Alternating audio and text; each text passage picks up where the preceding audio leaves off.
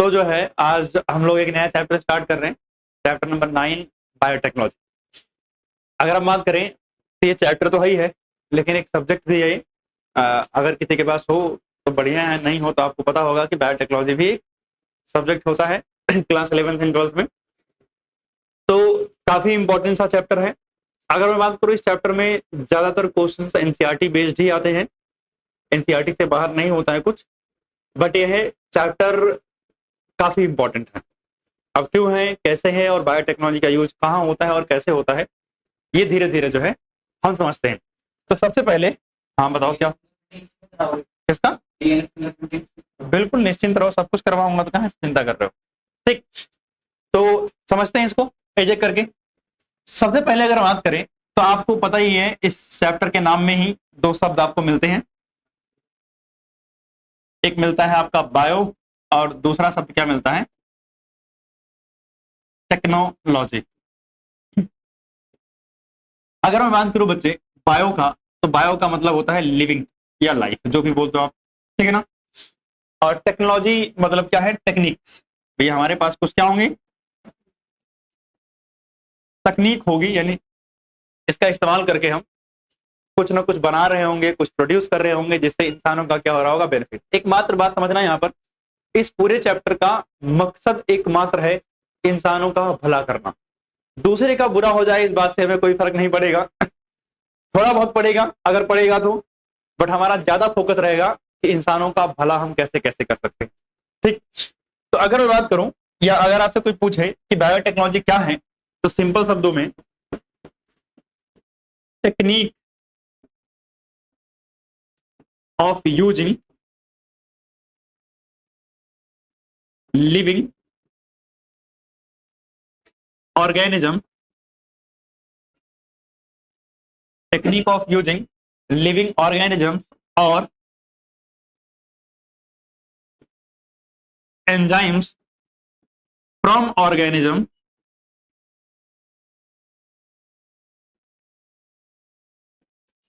To produce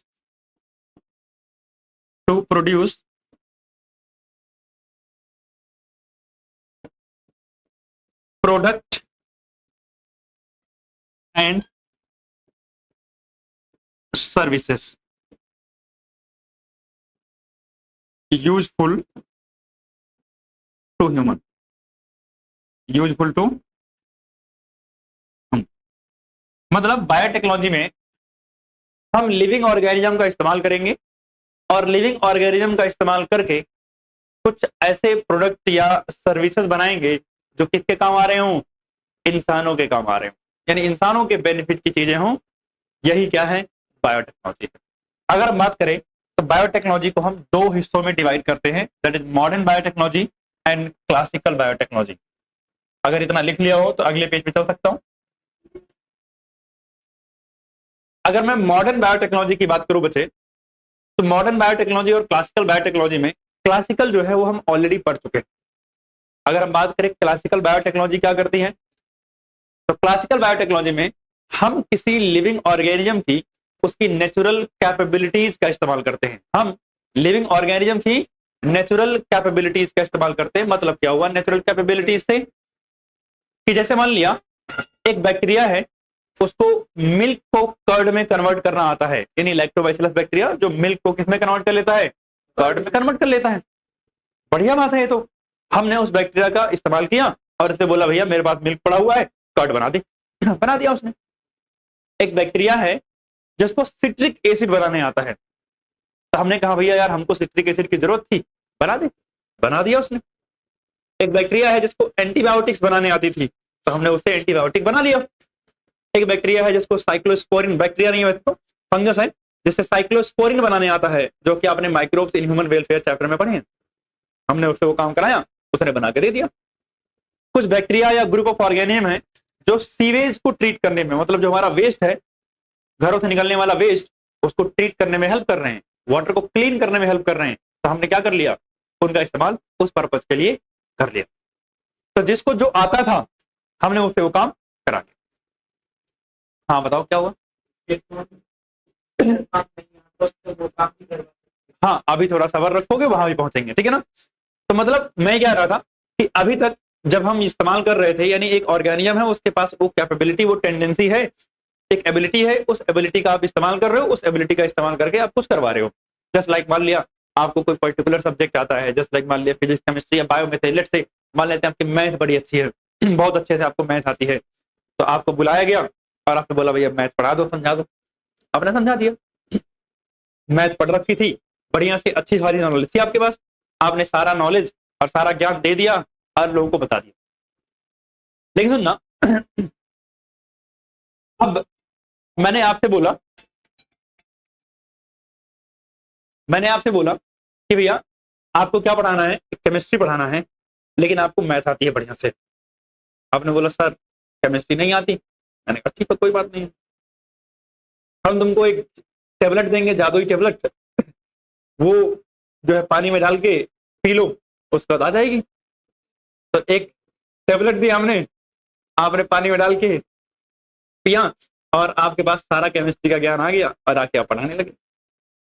अब ऐसा तो रियल लाइफ में नहीं होता है, बट मैं एग्जांपल क्यों दे रहा हूँ आपको, ये समझाने के लिए कि आपके पास ये एबिलिटी नहीं थी कि आप केमिस्ट्री पढ़ा सकते थे या केमिस्ट्री बता सकते थे, आपके पास किसकी थी, मैथ पढ़ाने की एबिलिटी। आपने बोला मुझे नहीं आता, मैंने कोई दिक्कत नहीं है, मैं बता रहा हूं ना कैसे करना है, और मैंने वो एबिलिटी आपके अंदर इंट्रोड्यूस की, और इंट्रोड्यूस करके मैंने आपसे क्या कर लिया, जो मैं करवाना चाह रहा था वो काम करवा लिया। जैसे एग्जाम्पल के लिए एक माइक्रोब है एस्टेरिसिया कोलाई, ई कोलाई, उस बैक्टीरिया के पास एबिलिटी नहीं होती है कि इंसानों का इंसुलिन बनाए, वो ह्यूमन इंसुलिन।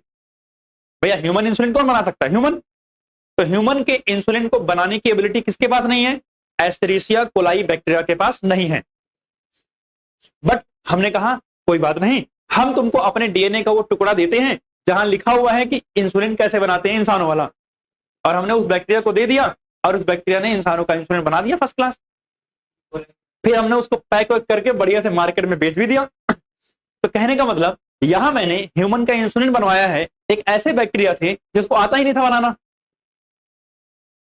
तो मतलब अगर माइक्रोब से आप वो काम करवा रहे हो जो उस माइक्रोब को आता था, तो वो क्लासिकल बायोटेक्नोलॉजी है।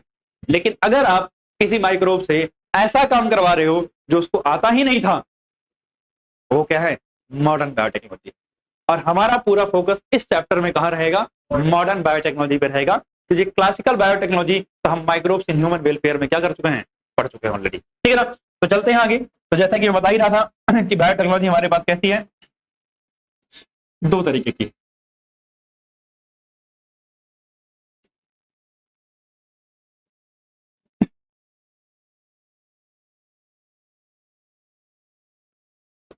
पहला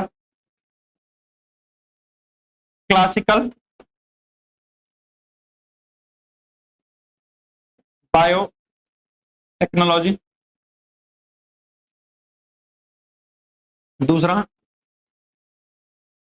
मॉडर्न बायोटेक्नोलॉजी।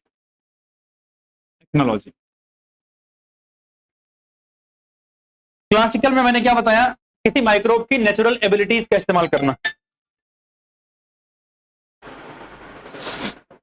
हाँ, तो मैं कह रहा था क्लासिकल बायोटेक्नोलॉजी में using natural capabilities of living organism, किसी लिविंग ऑर्गेनिज्म की नेचुरल कैपेबिलिटीज का इस्तेमाल करना, ये क्या है, क्लासिकल बायोटेक्नोलॉजी है। जैसे एग्जांपल के लिए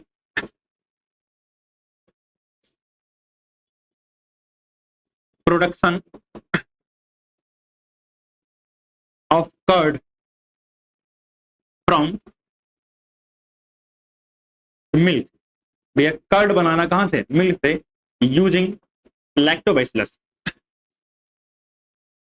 यूजिंग लैक्टोबैसिलस। अगर हम यहां बात करें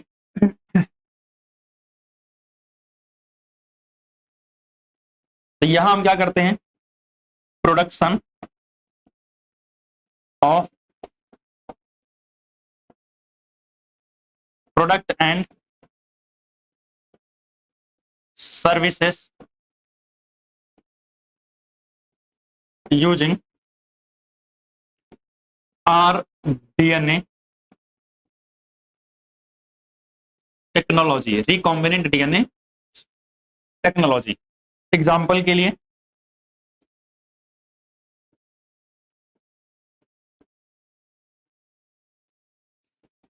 production of insulin from E coli. E coli से इंसुलिन बनाना, ये इंसुलिन बनाने की एबिलिटी किसके पास नहीं थी? इकोलाई के पास नहीं थी, बट हम कर रहे हैं। ठीक, नोट डाउन करो, आगे चलते हैं। तो ऑप्शन थे बायोटेक्नोलॉजी कहाँ कहाँ कहाँ क्या क्या इस्तेमाल है, इसको हम एक पेड़ बना के समझेंगे। ट्री,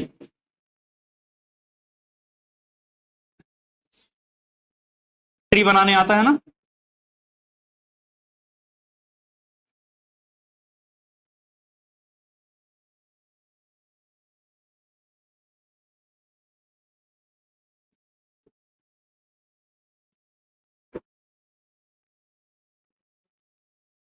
अरे जैसा भी है हमारा, हाँ, तो हमारा डिजाइनिंग वाला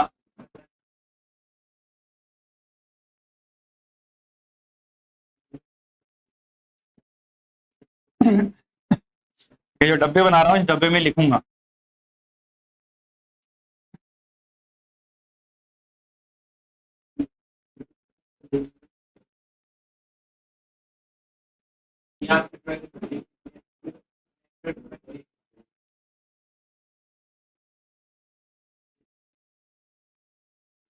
मैंने पेड़ जैसे ही बनाया हो चल जाएगा। देख रहा क्या ही कलाकारी है, बढ़िया बनाया ना?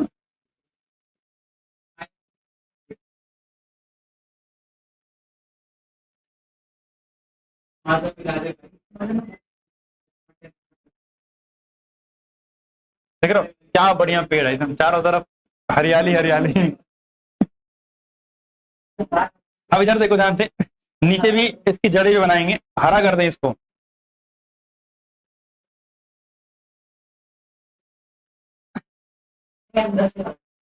बस हो गया, रहने दो। अब इधर देखना ध्यान से, अगर मैं बात करूं बच्चे बायोटेक्नोलॉजी की, तो बायोटेक्नोलॉजी का इन्वायरमेंट में, इन्वायरमेंट प्रोटेक्शन, मतलब जैसे अगर मैं बात करूं तो बायोटेक्नोलॉजी का इन्वायरमेंट प्रोटेक्शन में कहाँ यूज होता है? एक बैक्टीरिया है सूडोमोनास पोटीडा, वैसे सारे नाम जरूरी नहीं है आपको जानने क्योंकि आपके सिलेबस में नहीं है।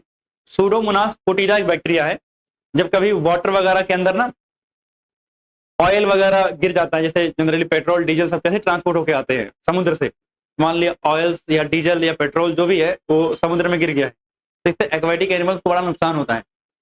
एक बैक्टीरिया है, किसने बनाया था? डॉक्टर आनंद मोहन चक्रवर्ती ने। सूडोमोनास एक बैक्टीरिया, हाँ, ये बैक्टीरिया अगर उस जहां पर ऑयल स्पिल हुआ है, जहां ऑयल गिरा हुआ है वहां पे छोड़ देंगे, कुछ ही दिनों में, कुछ ही देर के अंदर जो है वो सारे के सारे ऑयल को डिकम्पोज करके खत्म कर देगा, यानी वाटर को बिल्कुल क्लीन कर देगा। तो एक बढ़िया यूज है। इसके अलावा जो है molecular farming, molecular farming, molecular farming का मतलब क्या होता है? जैसे नॉर्मली अभी आप एग्रीकल्चर करते हो तो आपको क्या मिलता है एग्रीकल्चर में? भैया ग्रेन्स, अनाज, खाने की चीजें। अगर उस खाने की चीजों के साथ केमिकल मिलने लगे, अलग अलग ड्रग्स मिलने लगे, तो क्या ही गजब की चीज हो जाएगी। मतलब जैसे हम मस्टर्ड का प्लांट लगाते हैं, मस्टर्ड के प्लांट से जनरली हमारा पर्पस क्या होता है? ऑयल ऑब्टेन करना, सही बात है ना? बट मस्टर्ड के प्लांट से हम क्लॉटिंग प्रोटीन भी बनाते हैं, यानी मस्टर्ड का प्लांट ऑयल भी बनाएगा और साथ साथ में क्या बनाएगा? क्लॉटिंग प्रोटीन बनाएगा, जिसका इस्तेमाल कहाँ करेंगे? डायग्नोस्टिक वाले टेक्निक में, जहां पर आप देखते हो ना टेस्ट ट्यूब के अंदर कई सारे क्लॉटिंग एजेंट होते हैं, जिससे आपका ब्लड सैंपल जब लेके जाते हैं तो ब्लड क्लॉट नहीं होता है, तो वो हम कहा मॉलिक्यूलर फार्मिंग हो गई। इसके अलावा जो है डायग्नोसिस में, किसमें? डायग्नोसिस में। इसके अलावा जीन करेक्शन में, भैया जीन में कोई डिफेक्ट वगैरह आ जाए तो उस जीन को ठीक करने में भी इस्तेमाल करते हैं। इसके अलावा अगर हम बात करें तो जो आप आईवीएफ टेक्नोलॉजी पढ़ रहे थे, इन विट्रो फर्टिलाइजेशन, वो भी अब बायोटेक्नोलॉजी में इस्तेमाल होती है। ठीक, तो आईवीएफ टेक्नोलॉजी हो गई। अगर आप बात कर लो, बहुत सारे एंजाइम्स हैं, कई सारे ऐसे एंजाइम हैं, एंजाइम प्रोडक्शन। आप बात करो फॉरेंसिक में इस्तेमाल होने वाले डीएनए फिंगरप्रिंटिंग, बायोटेक्नोलॉजी का ही पार्ट है। तो अगर हम बात करें तो और हम कहाँ इस्तेमाल कर सकते हैं? फॉरेंसिक्स में। किसमें इस्तेमाल कर सकते हैं? फॉरेंसिक्स में एंड मेडिकल, मतलब जैसे मेडिसिन वगैरह हो गई, इंसुलिन वगैरह प्रोडक्शन में हो गई, फार्मास्यूटिकल कंपनीज हो गई, इन सब जगहों पर जा कर सकते हैं, इस्तेमाल कर सकते हैं। मतलब बायोटेक्नोलॉजी का यूज एक वास्ट यूज है, जहां एग्रीकल्चर से लेकर के फूड से लेकर के बहुत सारी जगहों पर आप इस्तेमाल कर सकते हो। अगर मैं एक आध और इसकी ब्रांच बनाऊं तो ऐसे मैं यहां बना दे रहा हूं, और यहां पे मैं लिख रहा हूं क्या? Agriculture and food industry. Agriculture and food industry में भी क्या कर सकते हैं? बायोटेक्नोलॉजी का हम यूज कर सकते हैं। अब रही बात कि सर बायोटेक्नोलॉजी में हम कौन कौन से साइंस का इस्तेमाल करते हैं, क्या क्या नॉलेज हमें लगती है? तो भैया बायोटेक्नोलॉजी में हमको कौन कौन सी नॉलेज लगती है? वो है इसकी रूट्स। वो क्या है? इसकी रूट्स। तो जो जो ज्ञान बायोटेक्नोलॉजी में लगता है वो सब के सब क्या है? बायोटेक्नोलॉजी के रूट्स हैं। कौन कौन सा ज्ञान लगता है भाई साहब? पहले तो ज्ञान लगता है किसका? जेनेटिक्स का। किसका ज्ञान लगता है? जेनेटिक्स का। किसका ज्ञान लगता है? एनाटॉमी का। किसका ज्ञान लगता है? फिजियोलॉजी का। तो क्या ज्ञान लगता है? फिजियोलॉजी का। किसका ज्ञान लगता है? बायोकेमिस्ट्री का। ज्ञान लगता है किसका भाई? फिजिक्स का। फिजिक्स का। किसका ज्ञान लगता है? केमिस्ट्री का। हाँ, महाराज जब बायोटेक्नोलॉजी से कभी एमएससी वगैरह करने के लिए जाओगे, फिजिक्स, केमिस्ट्री, मैथ, बायो सब पढ़ना पड़ता है, तो सबर रखो थोड़ा। ठीक। तो बायोटेक्नोलॉजी में फिजिक्स, केमिस्ट्री, बायोटेक। इसके अलावा अगर हम बात करें, एक चीज तो रह गई मैथमेटिक्स का।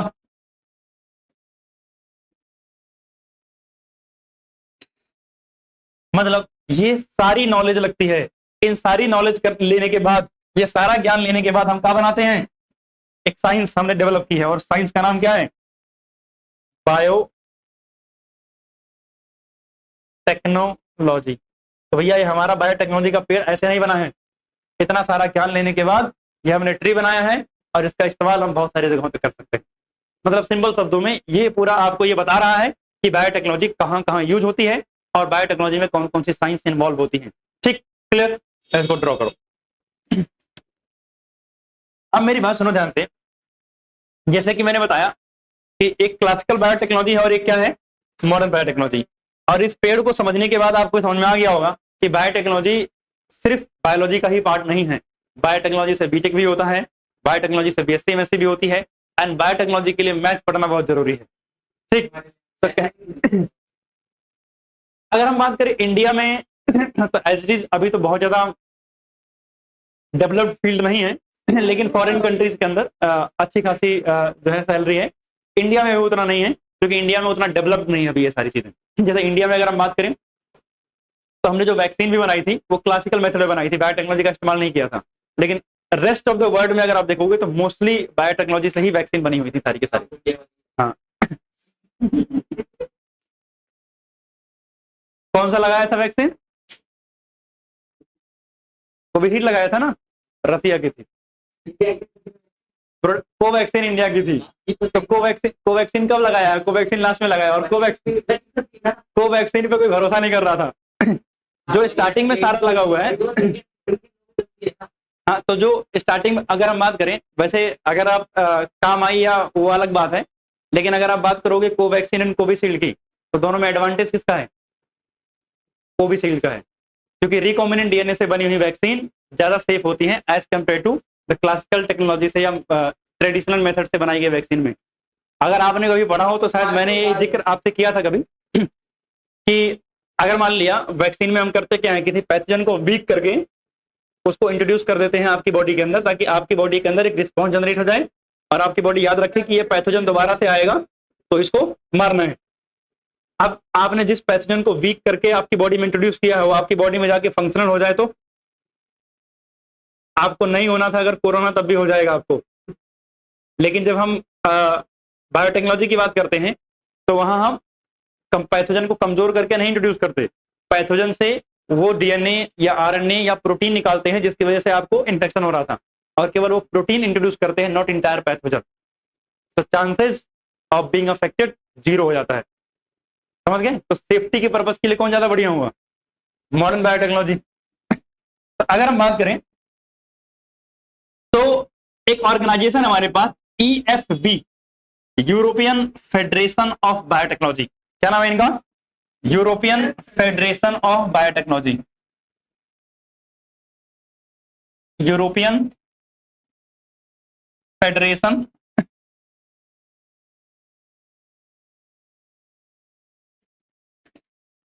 ऑफ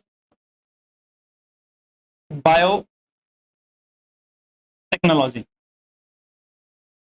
इन भाई साहब ने बायोटेक्नोलॉजी की एक डेफिनेशन दी थी। इन्होंने क्या दी थी?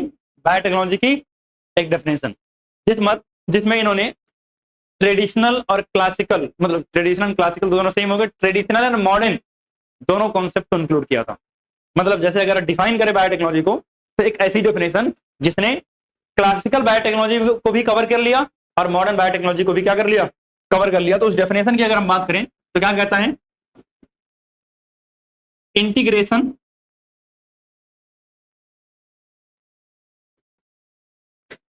Of natural science,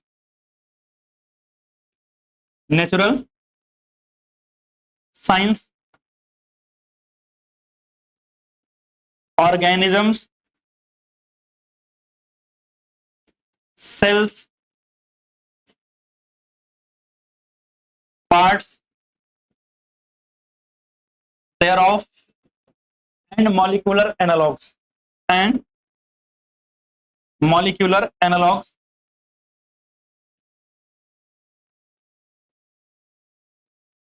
and molecular analogues for product and services, for product and services. तो क्या कर रहा है? इंटीग्रेशन ऑफ नेचुरल साइंस, मतलब बायोलॉजी, सही बात है। सेल्स या किसी सेल का इस्तेमाल कर लें, सेल के किसी पार्ट का इस्तेमाल कर लें, सेल के अंदर मौजूद किसी केमिकल का इस्तेमाल कर लें, किसी भी चीज का इस्तेमाल करके अगर हम कोई प्रोडक्ट एंड सर्विस बना रहे हैं तो सब के सब क्या है? बायोटेक्नोलॉजी है। जब आप नेचुरल साइंस का इस्तेमाल कर रहे हो और उसमें किसी ऑर्गेनिज्म का इस्तेमाल कर रहे हो तो ये क्लासिकल बायोटेक्नोलॉजी है। या उसकी किसी सेल का इस्तेमाल कर रहे हो, क्लासिकल बायोटेक्नोलॉजी है। लेकिन सेल के किसी पार्ट्स का इस्तेमाल करना, सेल के अंदर मौजूद केमिकल जैसे डीएनए आरएनए का इस्तेमाल करना, ये सब कहाँ है? मॉडर्न बायोटेक्नोलॉजी के अंदर आते हैं। तो मतलब इस डेफिनेशन ने क्लासिकल एंड मॉडर्न दोनों कॉन्सेप्ट को क्या कर लिया है? कवर कर लिया है। तो ये डेफिनेशन किसने दी थी? EFB ने दी थी। किसने दी थी? EFB, European federation of biotechnology.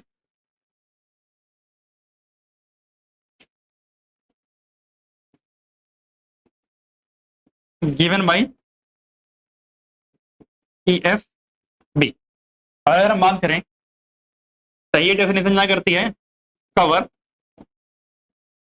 Both classical and modern concept, classical and modern concept दोनों को ही कवर करता है। आई होप यहां तक हो गया है। अगले पेज चलें। हाँ भाई,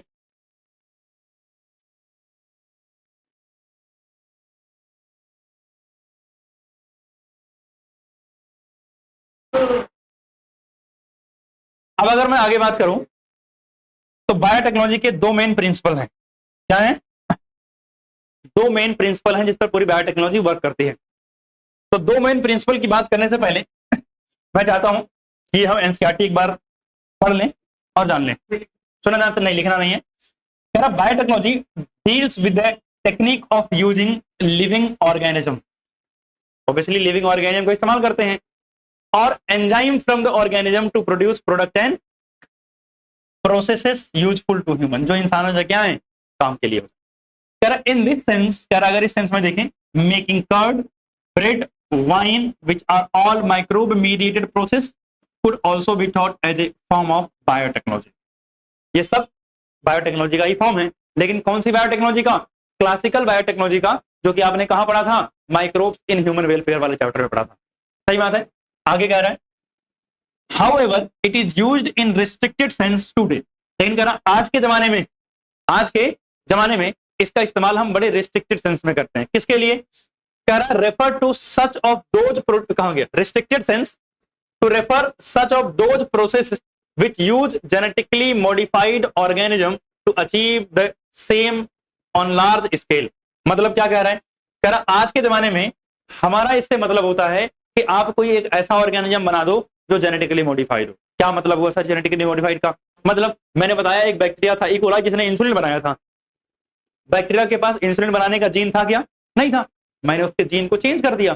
जेनेटिक मॉडिफिकेशन का मतलब मैनिपुलेशन ऑफ जीन। आपने उसके जीन को मैनिपुलेट किया और मैनिपुलेट करके उसे एक ऐसे इकोलाई बैक्टीरिया के अंदर ट्रांसफॉर्म कर दिया जिसके पास एबिलिटी है टू प्रोड्यूस इंसुलिन। तो क्या वो नॉर्मल इकोलाई से अलग हो गया? बिल्कुल अलग हो गया, क्योंकि नॉर्मल के पास तो नहीं है इंसुलिन बनाने की एबिलिटी, इसके पास है। तो जिसके पास आपने मॉडिफिकेशन किया है और उसको क्या बना दिया है? इंसुलिन बनाने की एबिलिटी उसको दे दिया है, उस ऑर्गेनिज्म को क्या बोलते हैं? जेनेटिकली मॉडिफाइड ऑर्गेनिज्म बोलते हैं, जीएमओ। और उसका इस्तेमाल कर रहे हैं क्या करने के लिए? लार्ज स्केल पर इंसुलिन बनाने के लिए। तो वही कह रहा है कि आज मॉडर्न सेंस में हम जब बायोटेक्नोलॉजी की बात करते हैं तो हमारा पूरा फोकस कहां होता है? मॉडर्न बायोटेक्नोलॉजी पे होता है, जहां हम ऑर्गेनिज्म को मॉडिफाई करके लार्ज स्केल पे क्या करते हैं? प्रोडक्शन करते हैं। Further many other process technique are also included under the biotechnology, for example in vitro fertilization leading to the test tube baby, synthesis of a gene and using it, किसी gene को lab में बनाना, उसका इस्तेमाल करना, developing a DNA vaccine बनाना, या correcting the defective gene, अगर आपके शरीर में कोई जीन डिफेक्ट हो गया है तो उसको करेक्ट करना, इसे जीन थेरेपी बोलते हैं। क्या बोलते हैं इसको? जीन थेरेपी बोलते हैं। All are part of the biotechnology. ये सब के सब क्या है? बायोटेक्नोलॉजी के ही पार्ट्स हैं। अब अगर हम आगे बात करें तो आगे क्या कहता है? कह रहा है the European federation of biotechnology यानी EFB has given a definition of biotechnology that encompasses both traditional view and modern molecular biotechnology। मतलब मॉडर्न जमाने की बायोटेक्नोलॉजी और क्लासिकल बायोटेक्नोलॉजी दोनों को इंक्लूड करता है। ये डेफिनेशन किसने दी थी? यूरोपियन फेडरेशन ऑफ बायोटेक्नोलॉजी दी थी। और इसके हिसाब से biotechnology definition given by EFB are as follows. कह रहा था integration of natural science and organism cell parts thereof and molecular analogue for the product and services. ये डेफिनेशन किसकी है? बायोटेक्नोलॉजी की डेफिनेशन है। कौन सा? जो यूरोपियन फेडरेशन ऑफ बायोटेक्नोलॉजी दिया था। मतलब सेल्स के पार्ट्स, किसी सेल के हिस्से, जैसे मान लिया सेल के अंदर न्यूक्लियस है, न्यूक्लियस के अंदर क्या है? डीएनए आरएनए है, या उसके अंदर कोई मैकेनिज्म चल रहा है, उस मैकेनिज्म का इस्तेमाल करना है, या उसके अंदर कोई एबिलिटी है, उस एबिलिटी का इस्तेमाल करना सेल की, वो सारी की सारी चीजें। मतलब किसी ऑर्गेनिजम्स का इस्तेमाल करना, या उसके किसी सेल्स के पार्ट का इस्तेमाल करना, या डीएनए आरएनए केमिकल्स का इस्तेमाल करना, ये सब के सब कहां आता है? बायोटेक्नोलॉजी में आता है। क्लियर बात? अगर आप यहां तक समझ गए हो तो आगे चलते हैं, और आगे हमारा टॉपिक जो है वो क्या है? Principles of biotechnology.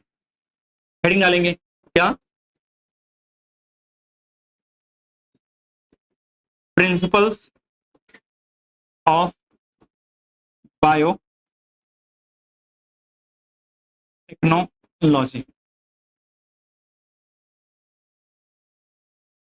Principles of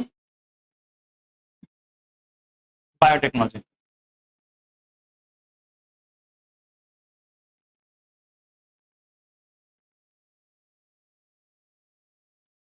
और अगर बात करूं तो ये इंपॉर्टेंट टॉपिक है, बहुत ज्यादा इंपॉर्टेंट नहीं है, लेकिन ये है इंपॉर्टेंट, लगा लेना, आता है, पता होना चाहिए। बायोटेक्नोलॉजी के अगर प्रिंसिपल्स की बात करूं बच्चे, तो इसमें दो प्रिंसिपल आते हैं। कितने प्रिंसिपल आते हैं? दो प्रिंसिपल। एक है जेनेटिक इंजीनियरिंग, एक क्या है? Genetic engineering.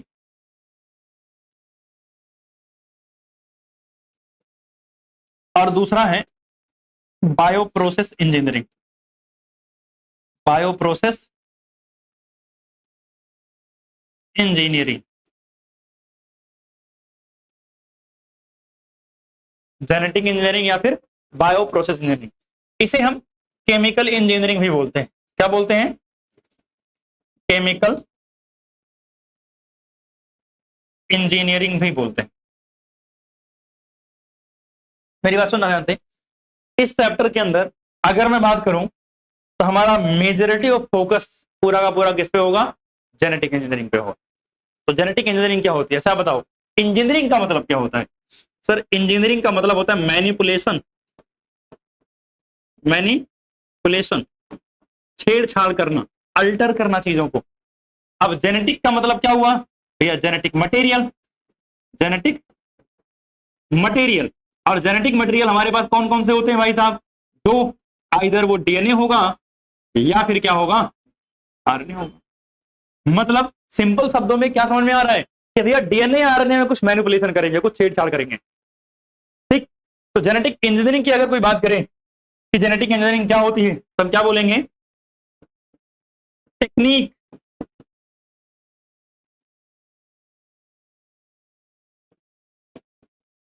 Technique to alter the chemistry of genetic material, to alter the chemistry of genetic material। Genetic material में क्या होगा भाई साहब? डीएनए और RNA. Technique to alter the chemistry of genetic material, DNA और RNA, and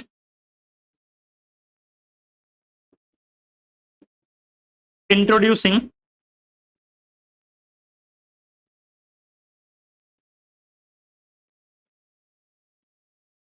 into host to change its phenotype, to change its phenotype। क्या कह रहे हैं? हमने डीएनए या आरएनए में क्या किया है? कुछ मॉडिफिकेशन किया है, और मॉडिफाई करने के बाद जो डीएनए बना है उस डीएनए को इंट्रोड्यूस कहां करेंगे? एक होस्ट ऑर्गेनिज्म के अंदर, यानी किसी ऑर्गेनिज्म के अंदर, और उस ऑर्गेनिज्म का फिनोटाइप मतलब फिजिकल अपीयरेंस क्या हो जाएगी? चेंज हो जाएगी, या मैं बोलूं उस ऑर्गेनिज्म के कैरेक्टर में कोई ना कोई चेंज आ जाएगा। ठीक, ये क्या है? जेनेटिक इंजीनियरिंग है। अब ये जेनेटिक इंजीनियरिंग कैसे की जाती है, ये मॉडिफिकेशन कैसे करते हैं, यही तो पूरे चैप्टर में हमें पढ़ना है। अब अगर हम बात करें सर ये बायो प्रोसेस इंजीनियरिंग में क्या करते हैं, आप बताओ। आपने एक टेक्निक इस्तेमाल की जेनेटिक इंजीनियरिंग, उससे एक ऑर्गेनिज्म बनाया जिसका डीएनए आपने चेंज किया, उसका फिनोटाइप आपने चेंज किया। अरे भैया इतना कुछ कर रहे हो तो कुछ पर्पस तो होगा आपका। आप क्या चाहते हो कि ये बैक्टीरिया जिसको आपने मॉडिफाई किया है ये बाकी उन्हीं के साथ घूमता रहे लाखारा की तरह इधर उधर, जैसे वो बाकी सारे इधर उधर पड़े हुए। भैया आप इनको बढ़िया से रखोगे, अलग से रखोगे। क्यों? क्योंकि इनसे क्या मिलना है आपको? कोई प्रोडक्ट या सर्विस आप बनाने वाले हो, तो आप चाहोगे ये बैक्टीरिया बाकी लोगों से अलग रहे। तो मतलब कॉन्टामिनेशन से बचाना है, और जितना भी खाना पीना देना है, जितना भी सेवा सत्कार करना है, सब इन्हीं की करनी है। क्योंकि ये अल्टीमेटली आपको क्या देंगे? प्रोडक्ट देंगे, और उस प्रोडक्ट को बेच के आप क्या कमाओगे?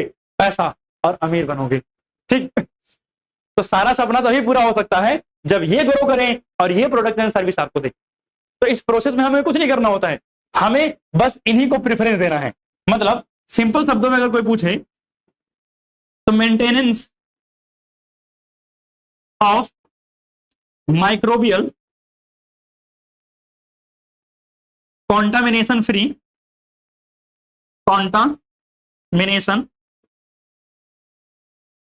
free ambience to grow, for the growth of only desired microbe, contamination free ambience for growth of only desired microbes to obtain product and services. भैया ताकि मेरा डिजायर्ड माइक्रोब ग्रो करे और मुझे क्या मिले? प्रोडक्ट एंड सर्विस जो मैं बनाना चाह रहा था वो मिले, और फिर बेच करके उसको क्या मिले? पैसा मिले। यही दो पर्पज है बायोटेक्नोलॉजी में। ये दो मेन प्रोसेस हैं जो पूरे चैप्टर में आपके चलेंगे। मेजोरिटी ऑफ टाइम हम बात किससे कर रहे होंगे? जेनेटिक इंजीनियरिंग की, कि भैया मैनिपुलेशन करना कैसे है। और एंड ऑफ द चैप्टर में हम थोड़ी सी बात करेंगे इसकी। मतलब अगर मैं बोलूं इस चैप्टर का लगभग 95% पोर्शन क्या है? जेनेटिक इंजीनियरिंग ही समझना है। ठीक, अगर यहां तक हो गया हो तो एक बार एनसीईआरटी देख लेते हैं, और नहीं हुआ है तब भी एनसीईआरटी देख लेते हैं, फिर आते हैं देखना है क्या कह रहा है। प्रिंसिपल्स ऑफ बायोटेक्नोलॉजी क्या कह रहा है भाई साहब, among the many these two core technique, मतलब ये दो मेन टेक्निक है किसकी, enable the birth of the modern biotechnology, जिसकी वजह से मॉडर्न बायोटेक्नोलॉजी क्या है, पॉसिबल। अब क्या क्या है, पहला है जेनेटिक इंजीनियरिंग, जैसा कि बताया, techniques to alter the chemistry of the genetic material that is DNA and RNA to introduce these into the host organism and thus change the phenotype of the host organism. ये host का phenotype क्या हो जाएगा, बदल जाएगा, ये तो हमने भी पढ़ा। अगर हम बात करें बायो प्रोसेस इंजीनियरिंग क्या कह रहा है, कह रहा मेंटेनेंस ऑफ स्टेराइल यानी microbial contamination free ambience in a chemical engineering process to enable the growth of only desired microbe या eukaryotic cell in a large quantity for the manufacturing of biotechnological product like antibiotic, vaccine, enzymes, etc जो भी बनाना है उसको produce करने के लिए। Clear बात यहां तक, कोई समस्या? अभी 2 मिनट बाहर ही बैठ जाओ अभी। क्लियर बात यहां तक कि मतलब बायोटेक्नोलॉजी का मेन जो कोर प्रोसेस है वो क्या है, ये दोनों है। अब मेरी बात सुनना, इसको एक बार नोट डाउन करोगे आप लोग, पीछे जो नोट कर रहे थे, आर्टिफिशियल हाइब्रिडाइजेशन, आर्टिफिशियल हाइब्रिडाइजेशन। आप लोग बहुत सारे चैप्टर पीछे पढ़ चुके हो और आप पूछते रहते थे कब पढ़ेंगे कब पढ़ेंगे, तो वो समय आज आ गया है जब हमको आर्टिफिशियल हाइब्रिडाइजेशन पढ़ने का मौका मिल रहा है, सुनहरा मौका। हाँ, तो आज जो है बड़े नसीबों के बाद एक सुनहरा मौका आया है जहां हम आर्टिफिशियल हाइब्रिडाइजेशन समझने जा रहे हैं। होता कुछ नहीं है यहाँ पे, बस हम ब्रीडिंग करते हैं और ब्रीडिंग करके किसी भी प्लांट के अंदर एक डिजायरेबल कैरेक्टर ऑब्टेन करते हैं। तो करते क्या है, सबसे पहला स्टेप, किसी भी प्लांट की ब्रीडिंग करने से पहले हम सिलेक्शन करते हैं डिजायर्ड प्लांट का। किसका सिलेक्शन करेंगे, डिजायर्ड प्लांट का सिलेक्शन करेंगे। यानी सबसे पहला स्टेप जो होगा बच्चे वो होगा सिलेक्शन ऑफ डिजायर्ड प्लांट। भाई आपको ये पता तो होना चाहिए कि आप किस प्लांट में कौन सा कैरेक्टर लाना चाह रहे हो। तो भैया जिस प्लांट के अंदर आपको कैरेक्टर इंट्रोड्यूस करवाना है उस प्लांट को पहले सेलेक्ट किया जाएगा, और जिस भी प्लांट का कैरेक्टर आपको किसी पर्टिकुलर प्लांट में इंट्रोड्यूस कराना उस प्लांट को ढूंढना पड़ेगा।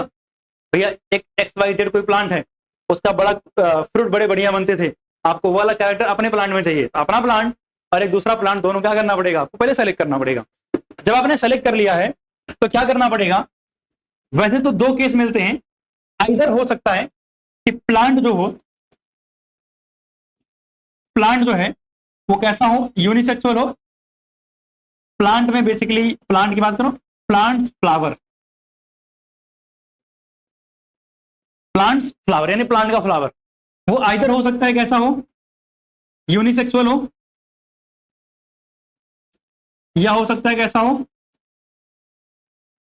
बाइसेक्सुअल हो। तो अगर यूनिसेक्सुअल हुआ तो नो नीड ऑफ इमैस्कुलेशन, तो no need of emasculation, emasculation की कोई जरूरत नहीं है। क्या होता है इमैस्कुलेशन बताते हैं। तो यहां हम क्या करेंगे, अगर बाइसेक्सुअल होगा तो बच्चे करेंगे हम इमैस्कुलेशन। अगर आपसे कोई पूछे कि सर इमैस्कुलेशन क्या होता है, तो इमैस्कुलेशन होता है removal of anther, removal of anther, यानी एंथर को कट करके रिमूव कर देना, इसे हम क्या बोलते हैं, इमैस्कुलेशन बोलते हैं। तो हमने ये काम कर दिया। जब हम इमैस्कुलेशन कर लेते हैं तो हम तीसरे स्टेप में क्या करते हैं, बैगिंग, बैगिंग ऑफ फ्लावर। भैया ये क्या क्यों करते हैं, to avoid contamination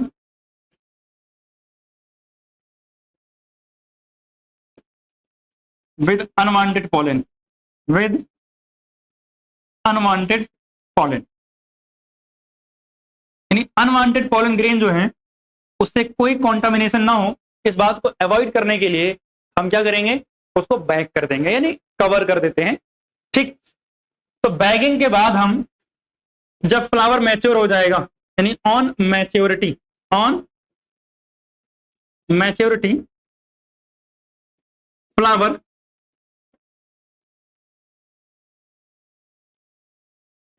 is dusted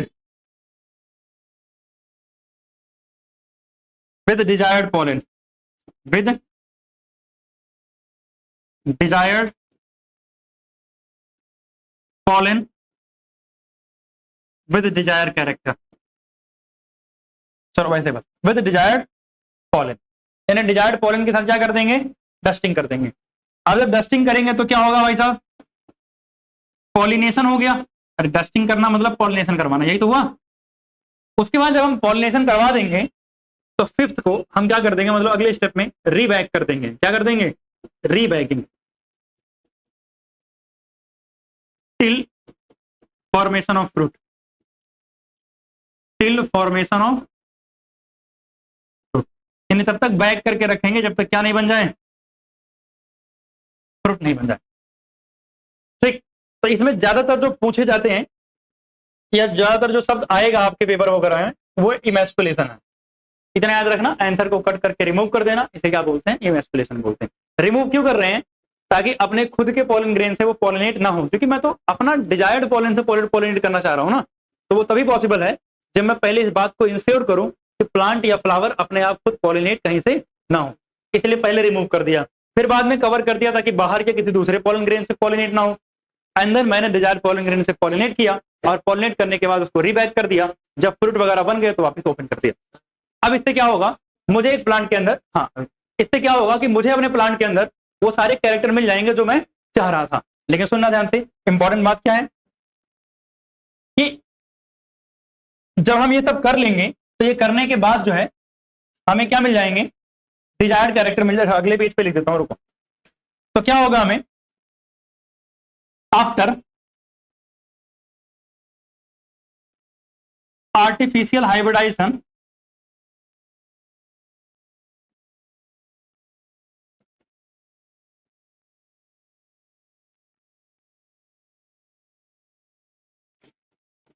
plant with desired character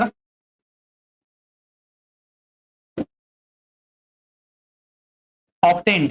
भैया एक प्लांट मिल जाएगा जिसमें हमारे डिजायर्ड कैरेक्टर होंगे, बात सही है। लेकिन सुनना ध्यान से, समस्या ये है कि सर ये डिजायर्ड कैरेक्टर तो मिलेंगे लेकिन इसके साथ एक कमी, लिमिटेशन है।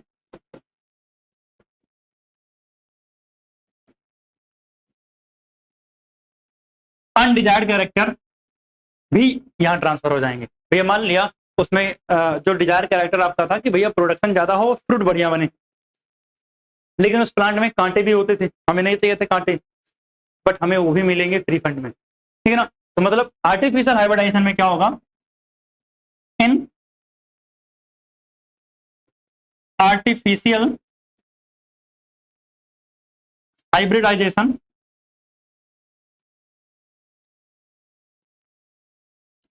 some undesirable character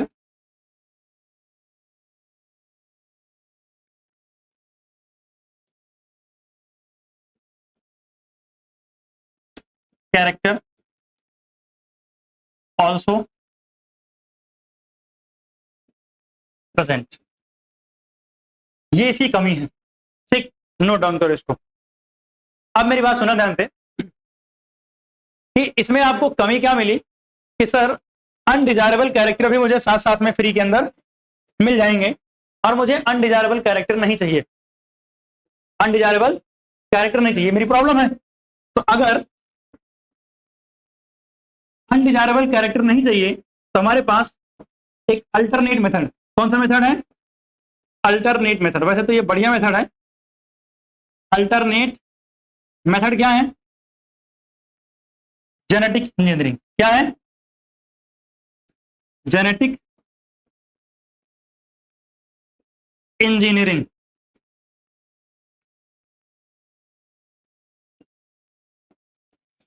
जो जेनेटिक इंजीनियरिंग है इसमें केवल और केवल क्या करते हैं, only desired character are transferred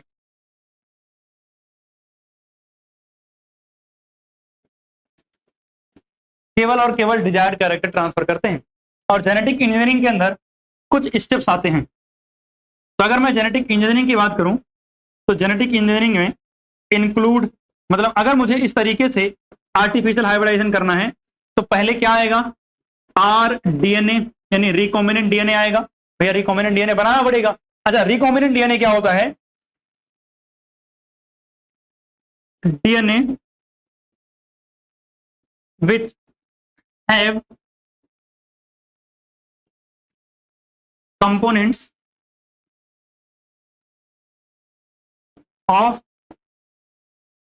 2 और मोर ऑर्गेनिज्म। मतलब एक ऐसा डीएनए जिसके अंदर 2 या 2 से ज्यादा ऑर्गेनिज्म के डीएनए आपस में कनेक्टेड हो, उसे क्या बोलते हैं, रिकॉम्बिनेंट डीएनए बोलते हैं। रिकॉम्बिनेंट डीएनए के अलावा इसमें हम एक और चीज इस्तेमाल करते हैं, जीन ट्रांसफर। क्या इस्तेमाल करते हैं, जीन ट्रांसफर। भैया जो भी मैंने सोचा था, जिस भी जीन को या जिस भी कैरेक्टर को मैं चाहता हूं वो कैरेक्टर मुझे उस प्लांट के अंदर ट्रांसफर करने पड़ेंगे और फिर उस प्लांट की बहुत सारी कॉपी बनानी पड़ेगी टू रिप्रोड्यूस करके उसको।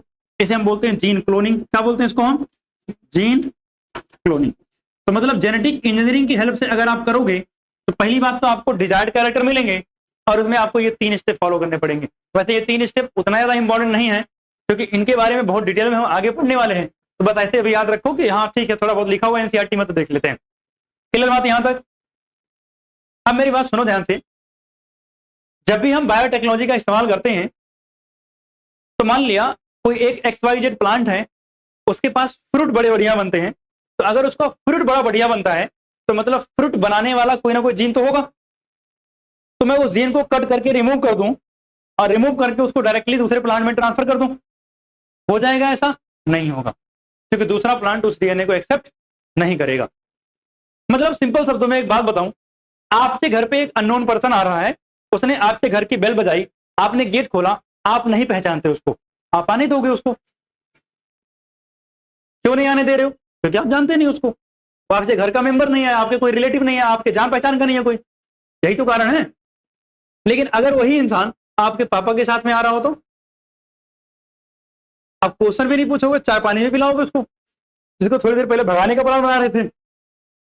तो कहने का मतलब क्या हुआ, अगर मैंने अपना डीएनए या किसी दूसरे प्लांट का डीएनए किसी दूसरे प्लांट में ट्रांसफर किया तो दूसरा वाला प्लांट क्या करेगा, इनकार कर देगा, कहेगा भैया ये तो मैं जानता ही नहीं, इसको बाहर करो यहां से। तो हम डायरेक्टली नहीं भेजते, हम उस प्लांट का कोई ना कोई रिश्तेदार, रिलेटिव, पापा, मम्मी कुछ ढूंढेंगे जो उनके पास रेगुलरली आते जाते हों, जो उस प्लांट के अंदर आसानी से चला जाता हो, या उसी प्लांट का कोई कंपोनेंट, जैसे मान लिया अगर बैक्टीरिया है तो बैक्टीरिया में एक होता है प्लाज्मिड। क्या होता है? प्लाज्मिड। प्लाज्मिड जो होता है वो बैक्टीरिया की बॉडी में से निकाल लेते हैं और प्लाज्मिड में अपना डीएनए जोड़ देते हैं और जोड़ के दे देते हैं। तो बैक्टीरिया को लगता है कि तो मेरा प्लाज्मिड ही है, मेरा खुद का डीएनए है, उसी के साथ किसी और का डीएनए भी चला गया, तो बैक्टीरिया ने एक्सेप्ट कर लिया। तो ऐसा नहीं होगा, उसके लिए मुझे क्या चाहिए होता है, एक ट्रांसफर करने वाला वेक्टर भी चाहिए होता है ताकि जान पहचान हो उससे।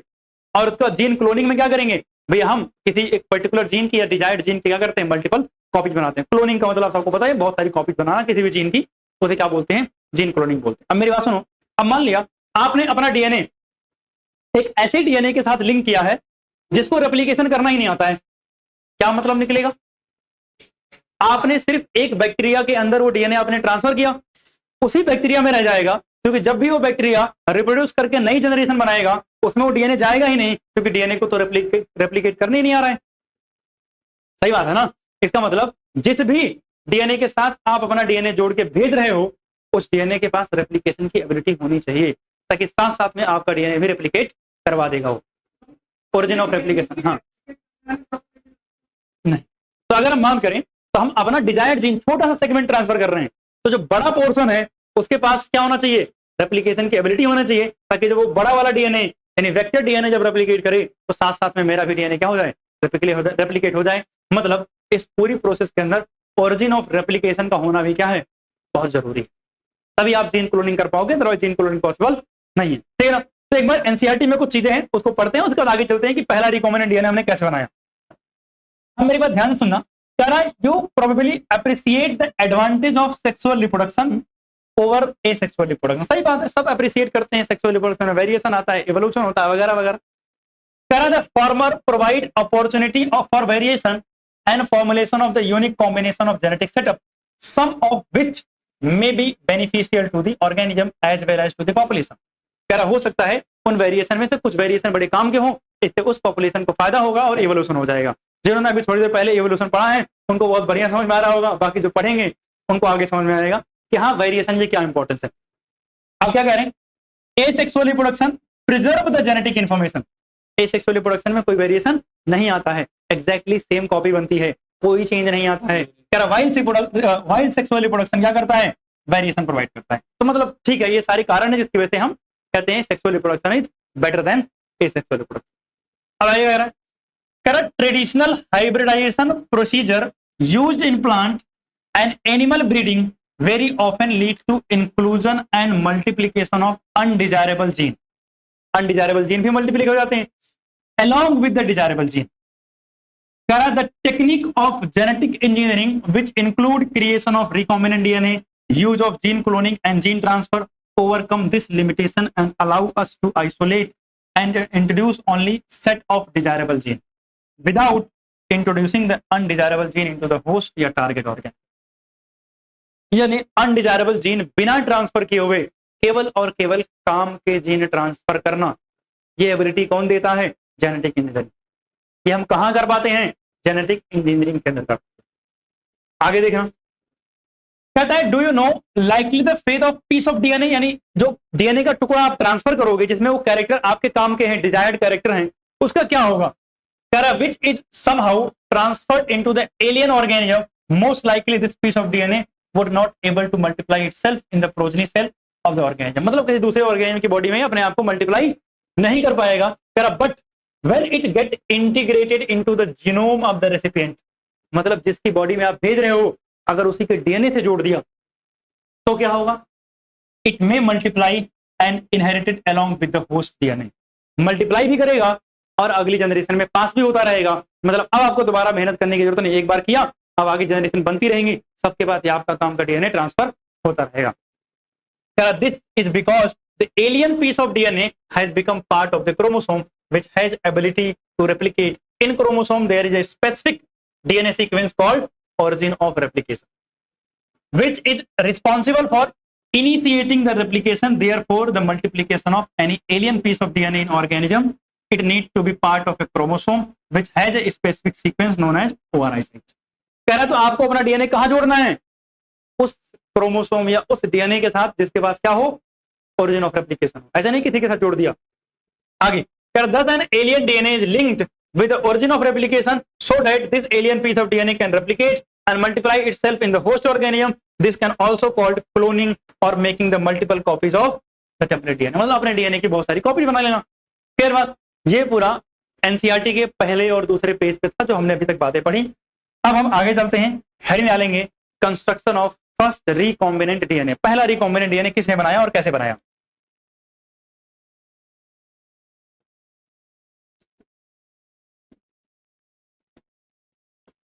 Construction of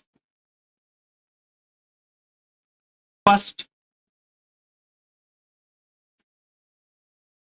recombinant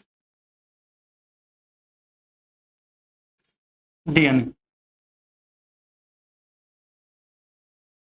construction of first recombinant DNA. अगर हम बात करें पहला रिकॉम्बिनेंट डीएनए 1972 के अंदर हर्बर्ट बोयर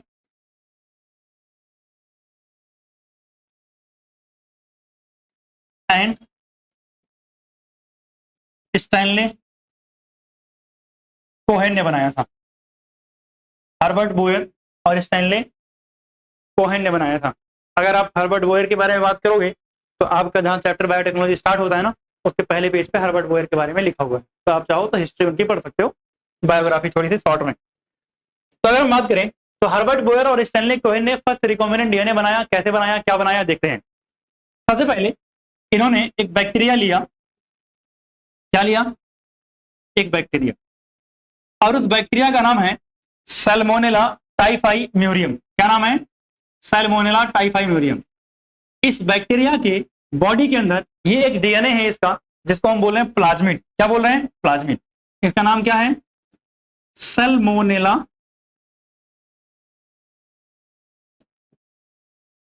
टाइफाई म्यूरियम। ठीक। और ये जो मैंने ग्रीन कलर से बनाया है, ये क्या है? इसका प्लाज्मिड है। क्या है इसका? प्लाज्मिड है। इन्होंने एक और प्लाज्मिड लिया अलग से,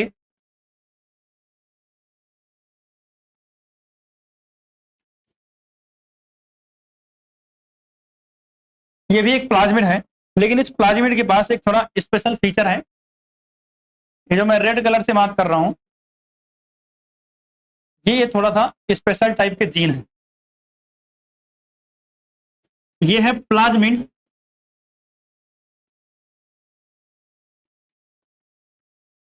कंटेनिंग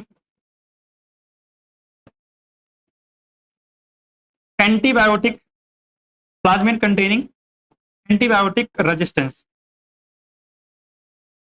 मतलब ये एक ऐसा प्लाज्मिड है जिसके पास क्या है? एंटीबायोटिक रेजिस्टेंस है। और एंटीबायोटिक रेजिस्टेंस वाला जीन कौन सा? यही है जो रेड कलर से मार्क किया है, एंटीबायोटिक रेजिस्टेंस जी। क्लियर? हमने क्या किया? एक एंजाइम का इस्तेमाल किया।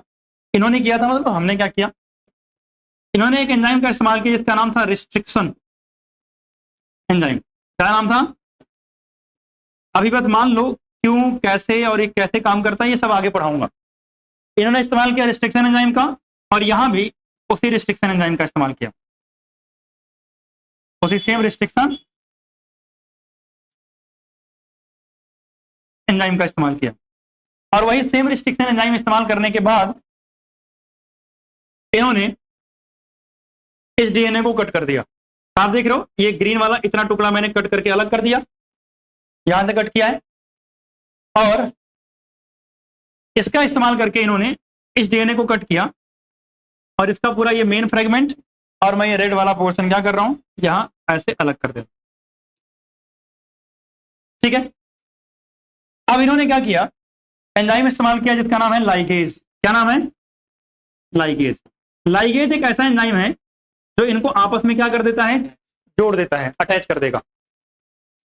तो जो ग्रीन वाला था, इन्होंने ग्रीन वाले को पकड़ा, और ग्रीन वाले के साथ में कौन जोड़ दिया? रेड वाला लाके जोड़ दिया। क्या लाके जोड़ दिया? अब बताओ, क्या इस डीएनए के अंदर दो अलग अलग ऑर्गेनिज्म के डीएनए हैं? इसीलिए इस डीएनए को क्या बोला? आर डीएनए, यानी रिकॉम्बिनेंट डीएनए बोला। तो इस तरीके से पहला रिकॉम्बिनेंट डीएनए किसने बनाया?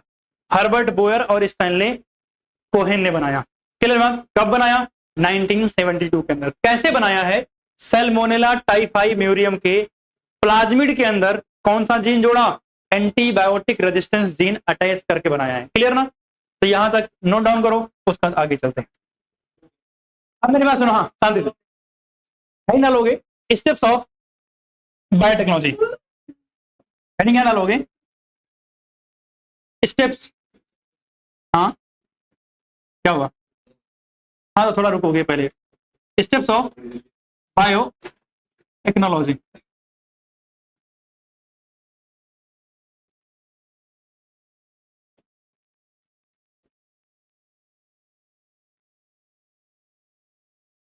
Steps of biotechnology. वैसे अगर बताऊं मैं, तो एनसीईआरटी ने देखो ये 3 स्टेप लिख रखे हैं। अच्छा, ये जो पूरी कहानी इधर लिखी हुई है, ये वही है जो हर्बर्ट बोयर और स्टैनले कोहेन ने बनाया था 1972 के अंदर, एंटीबायोटिक रेजिस्टेंट जीन। तो एक बार एनसीईआरटी रीड मार लेना। इसके बाद अगर बात करूं, यहाँ भी वही हर्बर्ट बोयर स्टैनले कोहेन की पूरी कहानी लिखी हुई है कि उन्होंने जोड़ करके लिंक करके, देखो, linking the antibiotic resistant gene with the plasmid of vector become possible to enzyme. मतलब ये एंजाइम लाइगेज की वजह से हो पाया। रिस्ट्रिक्शन एंजाइम जिसको हम मॉलिक्यूलर सीजर बोलते हैं। तो कहानी लिखी हुई है, आप एक बार रीडिंग मारोगे। मैं जो बताना चाह रहा हूँ क्या है, ये स्टेप्स ऑफ बायोटेक्नोलॉजी। ये 3 स्टेप एनसीईआरटी ने दे रखे हैं, बट ये तीनों स्टेप इनसफिशिएंट है। मतलब प्रॉपरली नहीं है, तो मैं स्टेप जो लिखवा रहा हूँ वो ध्यान रखना है। बाकी ये पता होना चाहिए, हाँ एनसीईआरटी में भी 3 स्टेप मेंशन किए हुए हैं। जैसे उन्होंने बोला identification of DNA with desirable gene, identification of DNA with desirable gene, introduction of identified DNA into host, मतलब पहले आपने पहचान लिया कौन सा डीएनए चाहिए, फिर उसको होस्ट में ट्रांसफर किया, और होस्ट में ट्रांसफर करने के बाद फिर उस होस्ट के अंदर उस डीएनए को मेंटेन करना और उसकी मल्टीप्लिकेशन करना यानी कॉपी बनाना। ये 3 स्टेप लिखे हुए हैं, बट मैं जो बता रहा हूं उसको ध्यान रखना है, और पूरा ये चैप्टर हम उसी स्टेप में पढ़ेंगे। एनसीईआरटी ने थोड़ा इधर उधर रैंडम कर रखा है, बट मैं जो पूरा चैप्टर पढ़ाऊंगा ये इसी स्टेप में पढ़ाऊंगा जो मैं लिखवा रहा हूं, ठीक है ना। तो सबसे पहले काम जो हमारा होगा, यानी जो सबसे पहला स्टेप है वो है identification and isolation, identification and isolation of desired gene. पहले भैया डिजायर्ड जीन को आइडेंटिफाई कर लो, उसके बाद उसको क्या कर लो, आइसोलेट कर लो। कैसे करेंगे वो आपको बताया जाएगा। जब आपने ये सब कर लिया है तो कटिंग या आप बोलो fragmentation, cutting of desired gene, यानी डिजायर्ड जीन को कट कर लो। तीसरा जो है, अच्छा इसको हम ब्रैकेट में लिख रहा हूं, इसको हम कई बार बोलते हैं फ्रेगमेंटेशन, क्योंकि ऐसा नहीं होता कि बस एक ही टुकड़ा बनेगा, कई बार हो सकता है एक से ज्यादा टुकड़े बन जाएं। तो फ्रेगमेंटेशन जब ये कर लो तो सेपरेशन करते हैं, separation using gel electrophoresis, gel electrophoresis मतलब जेल इलेक्ट्रोफोरेसिस एक टेक्निक है जिसका इस्तेमाल करके हम डीएनए के फ्रेगमेंट को क्या करेंगे, सेपरेट करेंगे। जब हम डीएनए के फ्रेगमेंट्स को सेपरेट कर लेंगे तो मुझे उन डीएनए के फ्रेगमेंट्स की बहुत सारी कॉपीज बनाने की जरूरत पड़ती है, उसे हम बोलते हैं एम्प्लीफिकेशन। तो अगला हम क्या करते हैं, amplification using PCR, polymerase chain reaction का इस्तेमाल करके एम्प्लीफिकेशन करेंगे। एंड फिर हम अगर हम फिफ्थ की बात करें तो हम ज्वाइन करेंगे, यानी joining polymerase chain reaction, joining of desired gene with host, sorry host कह रहा हूं, vector, desired gene with vector, vector के साथ डिजायर्ड जीन को क्या कर देंगे, ज्वाइन कर देंगे। और जब वेक्टर के साथ डिजायर्ड जीन को ज्वाइन कर दिया तो हम 6th स्टेप में क्या करेंगे, ट्रांसफॉर्मेशन। ट्रांसफॉर्मेशन क्या होता है कि जो आपका डिजायर्ड जीन है उसको ट्रांसफर करना किसके अंदर, होस्ट के अंदर, यानी जिस ऑर्गेनिज्म में आप भेजना चाह रहे थे उसमें भेजना, इसे हम क्या बोलते हैं, ट्रांसफॉर्मेशन। फिर हम 7th यानी अगला स्टेप फॉलो करेंगे, culturing of host on large scale, on large scale, बड़े स्केल पर होस्ट को क्या करना, कल्चर करना। एंड देन 8th स्टेप जो होता है इसे बोलते हैं down stream processing, down stream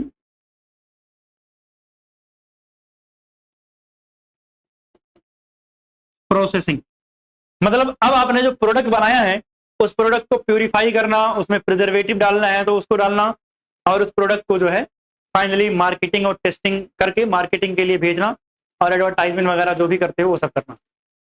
तो मतलब सबसे पहले जब हम ये चैप्टर में स्टार्ट करेंगे बायोटेक, तो पहले आइडेंटिफिकेशन एंड आइसोलेशन। तो आइडेंटिफिकेशन तो कुछ नहीं पढ़ना है भैया, आपको जो चाहिए होगा डिजायर्ड जीन, जहां जैसी रिक्वायरमेंट वहां वैसा काम, तो आइडेंटिफिकेशन तो कुछ नहीं है।